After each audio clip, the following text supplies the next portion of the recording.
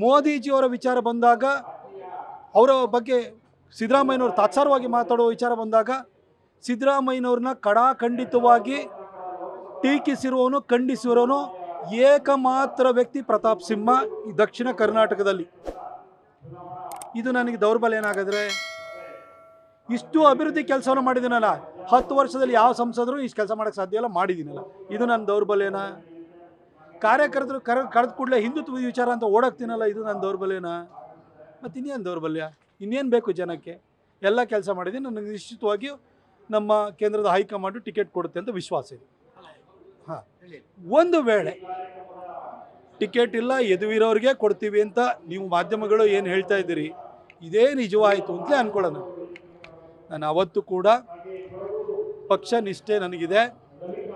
ನಾನು ಸ್ಪಷ್ಟವಾಗಿ ಹೇಳಲಿಕ್ಕೆ ಬಯಸ್ತೇನೆ, ಕಳೆದ 10 ವರ್ಷಗಳಿಂದ ನಮ್ಮ ಪಕ್ಷದ ಕಾರ್ಯಕರ್ತರು ನನಗೋಸ್ಕರವಾಗಿ ಬ್ಯಾನರ್ ಬಂಟಿಂಗ್ ಕಟ್ಟಿದ್ದಾರೆ, ಮನೆ ಮನೆಗೆ ಹೋಗಿ ಪ್ರಚಾರ ಮಾಡಿದ್ದಾರೆ. ನಾನು 10 ವರ್ಷಗಳ ರಿಪೋರ್ಟ್ ಕಾರ್ಡನ್ನು ತಯಾರು ಮಾಡಿದ್ದೀನಲ್ಲ, ಅದನ್ನು ಕೂಡ ತೆಗೆದುಕೊಂಡು ಹೋಗಿ ಮನೆ ಮನೆಗೆ ಹಂಚ್ತಾ ಇದ್ದಾರೆ. ನನಗೋಸ್ಕರ ಕಾರ್ಯಕರ್ತರು, ಪಕ್ಷ ದುಡ್ದಿದೆ ನನ್ನನ್ನು ಸಂಸದ ಮಾಡೋಕ್ಕೋಗೆ.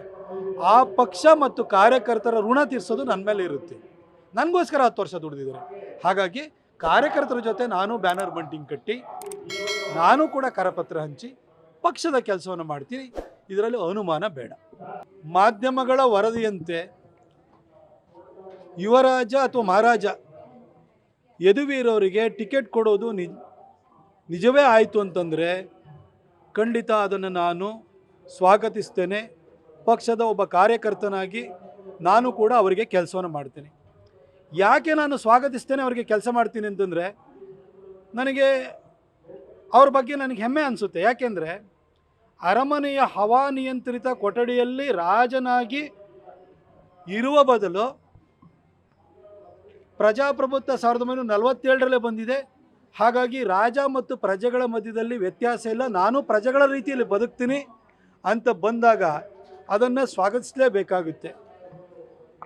ಒಬ್ಬ ಪ್ರಜೆಯಾಗಿ ಬದುಕಬೇಕು, ಪ್ರಜೆಗಳ ಕಷ್ಟಗಳಿಗೆ ನಾನು ಸ್ಪಂದಿಸಬೇಕು ಅಂತ ಬರುವಂಥದ್ದು ಶ್ಲಾಘನೀಯವಾದಂತಹ ಮತ್ತು ಸ್ವಾಗತಾರ್ಹವಾದಂತಹ ವಿಚಾರವಾಗುತ್ತೆ. ನಾನು 1947ರಲ್ಲಿ ಸ್ವಾತಂತ್ರ್ಯ ಬಂದಾದ ನಂತರ ರಾಜ ಮತ್ತು ಪ್ರಜೆ ಈ ಡಿಫ್ರೆನ್ಸ್ ಅನ್ನೋದು ಹೊರಟೋಯ್ತು. ಎಲ್ಲರೂ ಪ್ರಜೆಗಳೇ. ಯದುವೀರವರು ಕೂಡ ಪ್ರಜೆಗಳ ಜೊತೆ ಪ್ರಜೆಗಾಗಿ ಬದುಕೋದಕ್ಕೆ ಬಂದಾಗ ನಿಜಕ್ಕೂ ನಾವೆಲ್ಲರೂ ಕೂಡ ಸ್ವಾಗತಿಸೋಣ. ಅವರು ಒಬ್ಬ ಜನಪ್ರತಿನಿಧಿಯಾಗಿ ಪ್ರಜೆಗಳ ಜೊತೆ ಬದುಕಕ್ಕೆ ಬರೋದ್ರಿಂದ ಅಡ್ವಾಂಟೇಜ್ ಭಾಳಷ್ಟಿದೆ. ಏನಂತಂದರೆ, ಇವತ್ತು ಅರಮನೆ ಆಸ್ತಿ ಮತ್ತು ಸರ್ಕಾರದ ನಡುವೆ ಭಾಳಷ್ಟು ವಾದ ವಿವಾದಗಳು, ಕೋರ್ಟ್ ವ್ಯಾಜ್ಯಗಳು ನಡೀತಾ ಇದೆ. ಬೆಟ್ಟಕ್ಕೆ ಚಾಮುಂಡಿ ಬೆಟ್ಟಕ್ಕೆ ಅಮೃತ ಯೋಜನೆಯಿಂದ ಕುಡಿಯೋ ನೀರು ತಂದಿದ್ದೀನಿ. ಅದೊಂದು ಹಳೆ ಪೈಪ್ಲೈನು ಚಾಮುಂಡಿ ಬೆಟ್ಟದ ಹತ್ರ ಇರುವಂಥ ಅರಮನೆಯ ಒಳಗಡೆ ಹಾದು ಹೋಗುತ್ತೆ. ಈಗ ಹೊಸ ಪೈಪ್ಲೈನ್ ಹಾಕೋಕ್ಕೆ ಮಹಾರಾಣಿಯವರು ಬಿಟ್ಟಿಲ್ಲ.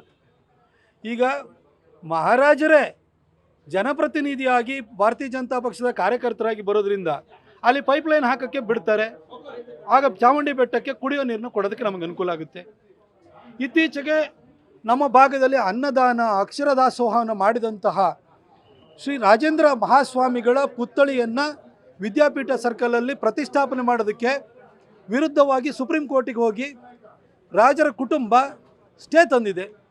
ಈಗ ಅವರು ಪ್ರಜೆಯ ಪ್ರತಿನಿಧಿ ಆದ ಕೂಡಲೇ ಆ ಸ್ಟೇನು ಕೂಡ ವೆಕೇಟ್ ಮಾಡಿಸಿ ಒಬ್ಬ ಯೋಗ್ಯ ವ್ಯಕ್ತಿಯಾಗಿರುವಂಥ, ಆದರ್ಶ ವ್ಯಕ್ತಿಯಾಗಿರುವಂಥ ರಾಜೇಂದ್ರ ಶ್ರೀಗಳಿಗೆ ಅವರ ಪುತ್ಥಳಿಯನ್ನು ಪ್ರತಿಷ್ಠಾಪನೆಯನ್ನು ಮಾಡಿ ಸೂಕ್ತ ಗೌರವ ಕೊಡಲಿಕ್ಕೆ ಯದುವೀರವರೇ ಮುಂದಾಗ್ತಾರೆ. ಇನ್ನು ನಮ್ಮಲ್ಲಿ ವಿಜಯಶ್ರೀಪುರದ ಜನ ಮನೆ ಕಟ್ಕೊಂಡ್ಬಿಟ್ಟಿದ್ದಾರೆ. ಕೋರ್ಟ್ದು ಕತ್ತಿ ತಲೆ ಮೇಲೆ ನೇತಾಡ್ತಾ ಇದೆ. ಸುಪ್ರೀಂ ಕೋರ್ಟಲ್ಲಿ ಇದು ನಮ್ಮ ಆಸ್ತಿ ಅಂತ ರಾಜರ ಕುಟುಂಬ ಆದೇಶ ತಗೊಂಬಂದಿದೆ. ಈಗ ಪ್ರಜೆಗಳ ಪ್ರತಿನಿಧಿ ಆದಮೇಲೆ ಪ್ರಜೆಗಳ ನೋವಿಗೆ, ಭಾವನೆಗಳಿಗೆ ಸ್ಪಂದಿಸಬೇಕಾಗುತ್ತೆ. ಯದುವೀರವರು ಆ ಒಂದು ವಿಜಯಶ್ರೀಪುರವನ್ನು ಕೂಡ ನಮ್ಮ ಜನಕ್ಕೆ ಕೊಡ್ತಾರೆ. ಅದರಿಂದ ನಮ್ಮ ವಿಜಯಶ್ರೀಪುರದ ಜನಕ್ಕೆ ಅನುಕೂಲ ಆಗುತ್ತೆ. ಸಿದ್ಧಾರ್ಥ ಲೇಔಟ್ ಜನ ಅವರು ಒದ್ದಾಡ್ತಾ ಇದ್ದಾರೆ, ಅವರಿಗೂ ಅನುಕೂಲ ಆಗುತ್ತೆ. ಸರ್ವೆ ನಂಬರ್ 4ಅಲ್ಲಿ 1300 ಎಕರೆ ಜಾಗದಲ್ಲಿ ಸುಮಾರು ಜನ ಸ್ವಾಧೀನದಲ್ಲಿದ್ದಾರೆ, ಖರೀದಿ ಮಾಡಿದ್ದಾರೆ, ಅಲ್ಲಿ ವಾಸ ಮಾಡ್ತಾ ಇದ್ದಾರೆ. ಅವ್ರಿಗೂ ಕೂಡ ಇದು ಅರಮನೆಯ ಸ್ವತ್ತು ಅಂತೇಳಿ ಸುಪ್ರೀಂ ಕೋರ್ಟ್ ಆದೇಶ ಬಂದಾದ ನಂತರ ಅವರು ಕೂಡ ಅತಂತ್ರದಲ್ಲಿ ಡೋಲಾಯಮಾನ ಸ್ಥಿತಿಯಲ್ಲಿದ್ದಾರೆ. ಮಹಾರಾಜರು ಅವ್ರಿಗೂ ಕೂಡ ಅದನ್ನು ಕೊಡಬೇಕಾಗಿ ಬರುತ್ತದೆ. ಪ್ರಜೆಗಳ ನೋವಿಗೆ ಸ್ಪಂದಿಸಬೇಕಾಗುತ್ತೆ. ನಮ್ಮ ಮೈಸೂರಿಗೆ ಅನುಕೂಲ ಆಗುತ್ತೆ. ಹೀಗೆ ಎಕ್ಸಿಬಿಷನ್ ಗ್ರೌಂಡಿಗೆ ಸ್ವದೇಶ್ ದರ್ಶನಲ್ಲಿ 80 ಕೋಟಿ ರೂಪಾಯಿ ದುಡ್ಡು ತಂದಿದ್ದೀನಿ.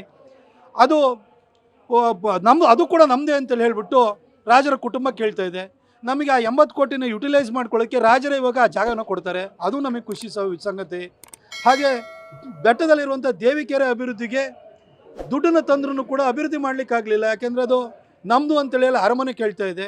ಹಾಗಾಗಿ ಅಲ್ಲೂ ಕೂಡ ದೇವಿಕೆರೆಯನ್ನು ಅಭಿವೃದ್ಧಿ ಮಾಡಲಿಕ್ಕೆ ನಮಗೆ ಅನುಕೂಲ ಆಗುತ್ತೆ. ಅಡ್ಮಿನಿಸ್ಟ್ರೇಟಿವ್ ಟ್ರೈನಿಂಗ್ ಇನ್ಸ್ಟಿಟ್ಯೂಟ್ ಇರ್ಬೋದು, ಲಲಿತ್ ಮಹಲ್ ಪ್ಯಾಲೇಸ್ ಇರ್ಬೋದು, ಹಾಗೆ ಹೆಲಿಪ್ಯಾಡ್ ಇರ್ಬೋದು, ಇವೆಲ್ಲವೂ ಸರ್ಕಾರದ್ದಲ್ಲ, ಇದು ನಮಗೆ ಸೇರಿದ್ದು ಅಂತೇಳಿ ಹೇಳ್ಬಿಟ್ಟು ಕೋರ್ಟ್ ಆದೇಶ ತಂದಿದ್ದಾರೆ. ಇವೆಲ್ಲ ಸರ್ಕಾರಕ್ಕೆ, ಅಂದರೆ ಅವರು ಪ್ರಜೆಗಳ ಪ್ರತಿನಿಧಿ ಆದಮೇಲೆ ಪ್ರಜೆಗಳಿಗೆ ನೀಡಬೇಕಾಗುತ್ತಲ್ವಾ. ಹಾಗಾಗಿ ಇದೆಲ್ಲ ನಮ್ಮ ಮೈಸೂರಿಗೆ ಅನುಕೂಲಗಳಾಗುತ್ತೆ. ಹಾಗೆ ನನಗೆ ಅವ್ರ ಬಗ್ಗೆ ಇನ್ನೊಂದು ಹೆಮ್ಮೆ ಅನ್ಸೋದು ಏನು ಅಂತಂದರೆ, ಅರಮನೆಯಲ್ಲಿ ಇದ್ದಂಥ ವ್ಯಕ್ತಿ ಭಾರತೀಯ ಜನತಾ ಪಕ್ಷದ ಒಬ್ಬ ಕಾರ್ಯಕರ್ತನಾಗಿ ಈ ರೈತ ವಿರೋಧಿ, ಜನವಿರೋಧಿ ಸಿದ್ದರಾಮಯ್ಯನವರ ಸರ್ಕಾರದ ವಿರುದ್ಧ ಕರಪತ್ರ ಹಿಡ್ಕೊಂಡು ಅಥವಾ ಪ್ಲಕಾರ್ಡ್ಗಳನ್ನು ಇಟ್ಕೊಂಡು ದೊಡ್ಡಗಡೆ ಕುತ್ಕೊಂಡು ಸಿದ್ದರಾಮಯ್ಯ ಸರ್ಕಾರಕ್ಕೆ ಧಿಕ್ಕಾರ ಅಂತ ನಮ್ಮ ಜೊತೆ ಕಾರ್ಯಕರ್ತರ ಜೊತೆ ಕೂಗೋದಕ್ಕೆ ಅವರು ಸಿದ್ಧರಾಗಿದ್ದಾರೆ ಅಂತಂದರೆ, ಅವರಿಗೆ ಈ ಅರಮನೆಯ ವೈಭೋಗ ಬೇಕಾಗಿಲ್ಲ, ಜನರ ಜೊತೆ ಇರಬೇಕು ಅಂತ ಅವ್ರಿಗೆ ಅನಿಸಿದೆ. ಅದನ್ನು ನಾವು ಶ್ಲಾಘನೆ ಮಾಡಲೇಬೇಕಲ್ವ. ರಾಜ ಅಂತೇಳಿ ಹೇಳಿದರೆ ಜನರ ಜೊತೆ ಇರಬೇಕು. ನಾವು ಬಾಹುಬಲಿ ಸಿನಿಮಾದಲ್ಲಿ ನೋಡಿದ್ದು, ಅರಮನೆಯಿಂದ ಹೊರಗಾಕಿದ ಮೇಲೆ ಅಮರೇಂದ್ರ ಬಾಹುಬಲಿ ಜನರ ಜೊತೆ ಬಂದಿದ್ದ. ಆದರೆ ಇವರು ಸ್ವಇಚ್ಛೆಯಿಂದ ಬರ್ತಾ ಇದ್ದಾರೆ ಅಂತ ನಾವು ಖುಷಿ ಪಡಬೇಕು. ಅದು ಆಗುತ್ತೆ. ಹಾಗೆ ನಾವು ನಮ್ಮಲ್ಲಿ ಪಕ್ಷದಲ್ಲಿ ಒಂದು ಪ್ರೋಟೋಕಾಲ್ ಇರ್ತವೆ. ಈಗ ನಮ್ಮದು ಕಾರ್ಯಕಾರಿಣಿ ಇರ್ತದೆ. ಇಂಥ ಕಾರ್ಯಕಾರಿಣಿಯಲ್ಲಿ ಅಧ್ಯಕ್ಷರು ಅವರು ಇವರೆಲ್ಲ ಮೇಲೆ ಕೂತಿರ್ತಾರೆ, ನಾವು ಅಲ್ಲೇನು ಕೆಳಗಡೆ ಕೂತಿರ್ತೀವಿ. ರಾಜರು ಕೆಳಗಡೆ ಕೂರ್ಲಿಕ್ಕೂ ರೆಡಿ ಇದ್ದಾರೆ. ಹಾಗೆ ನಮ್ಮ ಅಧ್ಯಕ್ಷರು, ರಾಜ್ಯಾಧ್ಯಕ್ಷರು ಬರ್ತಾ ಇರ್ತಾರೆ, ಮೈಸೂರಿಗೆ ಬರ್ತಾ ಇದ್ದಾರೆ ಅಂತಂದರೆ ನಾವು ಏಟ್ರಿಯಂ ಹೋಟೆಲ್ ಹತ್ರ ಹೋಗಿ ಬಿಸಿಲಲ್ಲಿ ಇಟ್ಕೊಂಡು ಮುಖ ಹಿಡ್ಕೊಂಡು ನಾವು ಕಾಯ್ತಾ ಇರ್ತೀವಿ. ಮಹಾರಾಜರು ಆ ಥರ ಕಾಯೋಕ್ಕೂ ಸಿದ್ಧರಾಗಿದ್ದಾರೆ. ಹಾಗೆ ಇದಕ್ಕೆ ಏರ್ಪೋರ್ಟಿಗೆ ಹೋಗ್ತೀವಿ. ಏರ್ಪೋರ್ಟಿಗೆ ಹೋದಾದ ಕೂಡಲೇ ಅಲ್ಲೂ ಕೂಡ ಮಂತ್ರಿಗಳು ಬರ್ತಾರೆ. ಅಲ್ಲೂ ಹೋಗಿ ಮಂತ್ರಿಗಳಿಗೆ ಬುಕೆ ಕೊಟ್ಟು ಕಾಲಿ ನಮಸ್ಕಾರ ಹಾಕಿ ಮೈಸೂರಿಗೆ ಬರಮಾಡ್ಕೋತೀವಿ. ಅವ್ರನ್ನ ಸಭೆ ಸಮಾರಂಭಗಳಿಗೆ ಕರ್ಕೊಂಡು ಹೋಗ್ತೀವಿ. ಆ ಸಭೆ ಮುಗಿದಾದ್ಮೇಲೆ ಊಟ ಮಾಡಿಸಿ ಅವ್ರನ್ನ ಏರ್ಪೋರ್ಟಿಗೆ ಡ್ರಾಪ್ ಮಾಡ್ತೀವಿ. ಇಷ್ಟೆಲ್ಲದನ್ನು ಕೂಡ ಮಾಡಲಿಕ್ಕೆ ಸಿದ್ಧರಾಗಿದ್ದಾರೆ ಅಂತಂದರೆ ಇದು ನಿಜಕ್ಕೂ ಖುಷಿ ಕೊಡುವ ಸಂಗತಿ ಇದು. ಹಾಗೆ ಪ್ಯಾಲೇಸ್ ಗ್ರೌಂಡ್ ಇದೆ ಬೆಂಗಳೂರಿನಲ್ಲಿ, ಅದು ಕೂಡ ನಮ್ಮ ಜನಕ್ಕೆ ಸಿಗುತ್ತದು. ಇವೆಲ್ಲ ಒಳ್ಳೆ ಕೆಲಸಗಳು ಖಂಡಿತ ಮುಂದಿನ ದಿನಗಳಲ್ಲಿ ಈ ಯದುವೀರವರು ಬರೋದರಿಂದ ಆಗುತ್ತೆ. ಒಂದು ಒಳ್ಳೆಯ ಸಂದೇಶವನ್ನು ಅವರು ಸಮಾಜಕ್ಕೆ ಕೊಡ್ತಾರೆ. ನಮ್ಮ ಜೊತೆ ಪ್ರಜೆಗಳಾಗಿ ಬದುಕ್ತಾರೆ.